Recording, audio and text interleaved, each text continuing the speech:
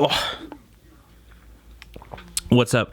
So I'm working on Breath of the Wild right now. I've got the head wrap, but I need the middle and the boots for the climbing gear, because if I don't, it's going to take me forever to climb this mountain to get to the last shrine.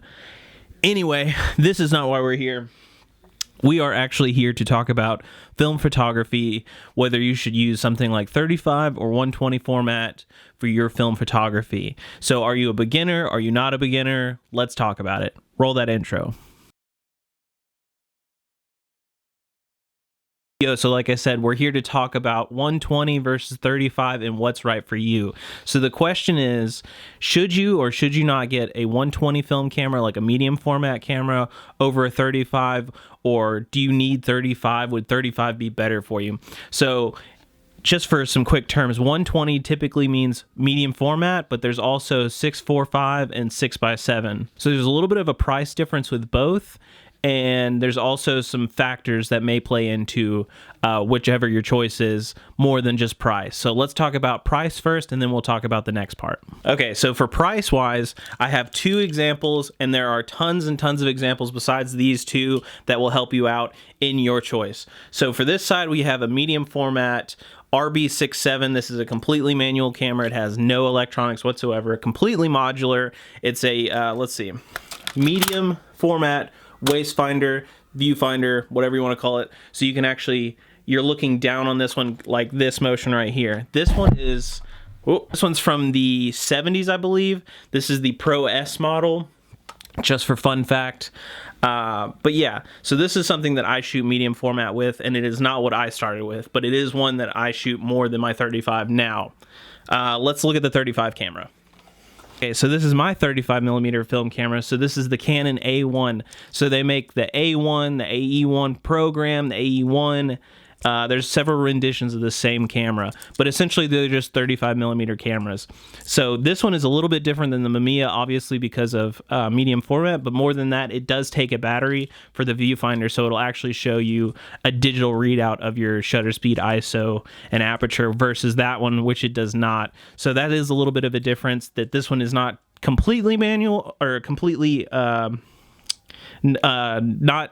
electronic. It does have that feature, whereas the other one doesn't. So that's a little bit of a difference there. But now that we've talked about what they are, let me show you a little bit of a price difference. Okay, so now I'm going to show you the two price points via the way I bought them, and they're going to vary for you. Probably some, maybe a little bit, maybe plus or minus some.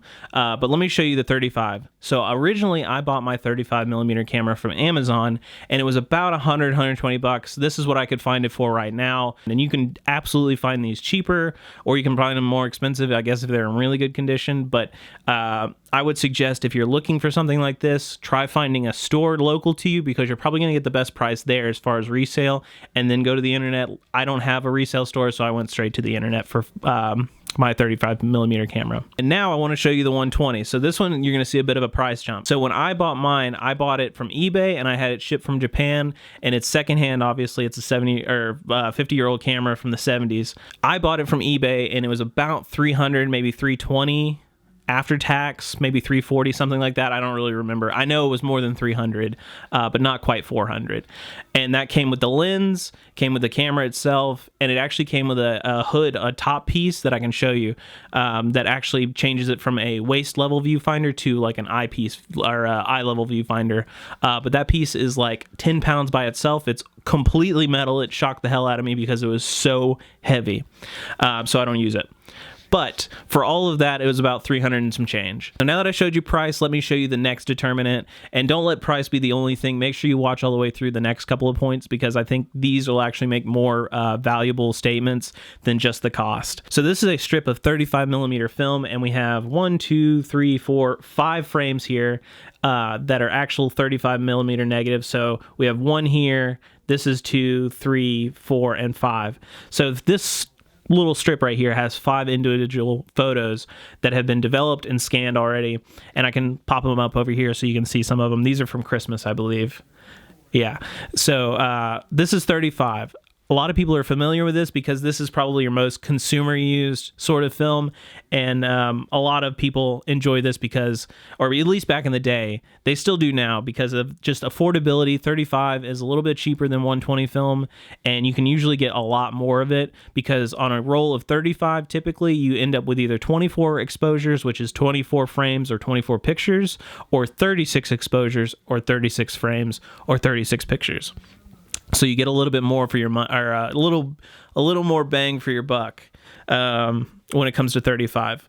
However, let me show you 120 now, and I think this will impress you. Okay, so if you haven't seen 120, these are only 2 frames of 120. So we have one full frame here and the other one's here. So on a strip of 120, you typically get something like 10 frames only for, or 10 exposures for a roll of 120. So you're going from 24 or 36 frames to only 10. So that's, when I first started shooting medium format, that was one of the biggest things that I was worried about, is not having enough exposures, especially when you're talking about something like this. So I was coming from digital into film when I first started, so that was a big determinant for me. Is like, I bought my 35 millimeter first because probably of that major reason, that was probably the number one, other than just cost, was because I was really nervous about having to limit my shots from digital, where I can like burn off 100 or 200 in a sitting, versus going down to 36 was pretty scary in itself. And then beyond that, it was only 10 frames for a whole roll. And like I said, they're not super cheap, they're not super expensive, but I mean, as film goes away and goes farther and farther away from like being created or whatever, I don't know how to say that better, but like the further we get into time and the less people that are using film, we're going to end up, the prices are going to go up. So it is what it is. But yeah, so that's one of the biggest determinants for me when I was getting into it, was the actual size of the negatives. Because, not because of resolution, but because I was afraid that I wasn't going to have enough exposures or shots for my roll. But I say that to say this, that when I was thinking about that, I was beginning photography, or beginning film photography. So I think that you shouldn't worry about that necessarily as much, because film photography is inherently slower. It will cause you to take your time. And with that, it comes more like detail, and more like you take your time to get your shots, you expose better, you compose better. I don't know why I said compose. You compose better, you expose better.